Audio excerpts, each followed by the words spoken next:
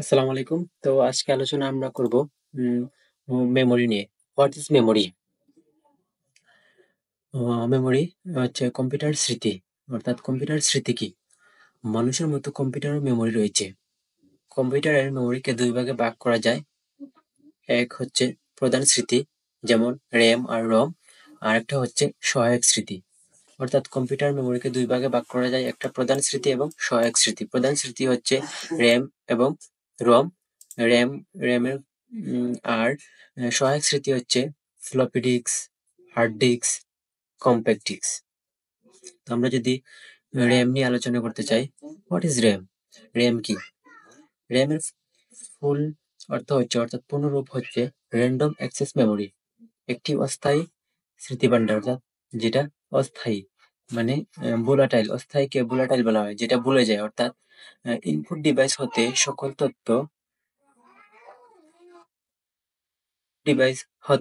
তথ্য RAM এ জমা হয়। প্রধান স্মৃতির এই অংশে যখন তখন নতুন তথ্য লেখা যায়, তথ্য পড়া যায় এবং ইচ্ছা করলে তথ্য সমূহ মুছে ফেলা যায়।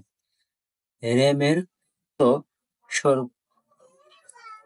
RAM-এর তথ্য পড়া ও লেখা উভয় কাজই সম্পাদন করা যায় বলে একে লিখন পঠন স্মৃতিও বলা হয়ে থাকে। অর্থাৎ রিড রাইট মেমোরিও বলা হয়।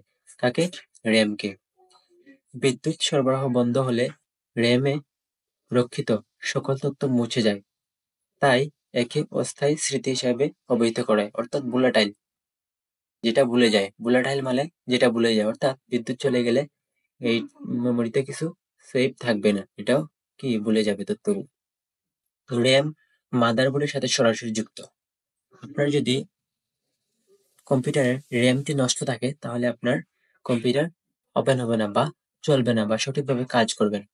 RAM-কে মেইন স্টোরেজ বা কোর স্টোরেজ বলা হয়। অর্থাৎ কম্পিউটারের যদি RAM একটু ভালো হয়, তাহলে আপনার পারফরম্যান্সও ভালো হবে। তারপর RAM হচ্ছে কম্পিউটারের কর্ম এলাকা। RAM-কে কম্পিউটারের কর্ম এলাকা বলা হয়। তো প্রধান স্মৃতির আরেকটি এলো ROM। তো আমরা যদি ROM কি? আহ, ROM এর পূর্ণরূপ হচ্ছে রিড অনলি মেমোরি। একটি স্থায়ী স্মৃতিভান্ডার, অর্থাৎ নন ভোলাটাইল মানে যেটা ভুলে না। অর্থাৎ আপনার যদি প্রধান স্মৃতির এই অংশটি স্থায়ী, অপরিবর্তনীয় ও অধ্বংসাত্মক স্মৃতি অর্থাৎ মেমোরি। কম্পিউটারের বিদ্যুৎ সরবরাহ বন্ধ করে দিলেও এই স্মৃতিতে রক্ষিত তথ্য মুছে যায় না। ROM এ নতুন কিছু সংযোজন, সংশোধন ও পরিবর্তন করা যায় না। এই অংশে লিখিত তথ্য শুধুমাত্র পড়া যায়, কিন্তু লেখা যায় না। তাই একে স্থায়ী স্মৃতি হিসাবে অবহিত করা যায়। কম্পিউটার চালু করার প্রাথমিক প্রোগ্রামসমূহ এ ROM এ সংরক্ষিত থাকে। অর্থাৎ বেসিক ইনপুট আউটপুট সিস্টেম, যেটাকে আমরা BIOS বলে থাকি, এসবগুলো কি ROM এ সেট করা থাকে। এগুলা এই তারপর যদি আমরা আলোচনা করি হার্ড ডিস্ক। তো হোয়াট ইজ ডিস্ক? কম্পিউটারের যাবতীয় তথ্য সংরক্ষণ করার আধারকে ডিস্ক বলে। ডিস্ক ২ ধরনের হয়ে থাকে। তো একটা হচ্ছে ফ্লপি ডিস্ক, একটা হচ্ছে হার্ড ডিস্ক। ফ্লপি ডিস্ক ছাড়া ফ্লপি ডিস্ক এছাড়াও বাজারে আরো এক ধরনের ডিস্ক পাওয়া যায়, যার নাম হচ্ছে কম্প্যাক্ট ডিস্ক অর্থাৎ সিডি। ডিস্কের ধারণ ক্ষমতা নিম্নলিখিত। ওকে। তো ডিস্ক যদি আমরা আলোচনা করতে যাই, একটা হচ্ছে ফ্লপি ডিস্ক, একটা হার্ড ডিস্ক। আবার হার্ড ডিস্ক ফ্লপি ডিস্ক ছাড়াও বাজারে এক ধরনের ডিস্ক পাওয়া যায়, যেটা হচ্ছে সিডি বা কম্প্যাক্ট ডিস্ক। তারপর হোয়াট ইজ অপারেটিং সিস্টেম বা অপারেটিং সিস্টেম কি? অপারেট অর্থ চালনা বা চালানো থেকে অপারেটিং শব্দের উৎপত্তি। শব্দের আবেদনিক অর্থ হলো পরিচালনা করা, মানে অপারেটিং বা অপারেট শব্দের আবেদনিক অর্থ হলো পরিচালনা করা। আর সিস্টেম অর্থ হলো পদ্ধতি।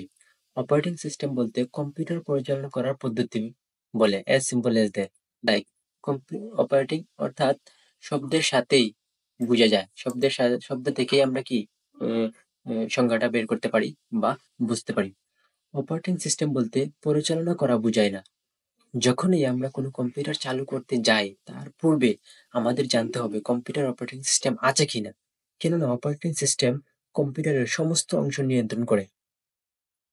তালাবদ্ধ একটি ঘরে প্রবেশ করতে হলে যেমন চাবির প্রয়োজন হয়, না হলে ঢোকা সম্ভব নয়, তেমনিভাবে কম্পিউটার চালাতে প্রয়োজন হয় অপারেটিং সিস্টেম, যেমন উইন্ডোজ, লিনাক্স, ম্যাক ওএস, পাওয়ার ওভেন প্রভৃতি। অর্থাৎ অপারেটিং সিস্টেম আপনাকে থাকতেই হবে।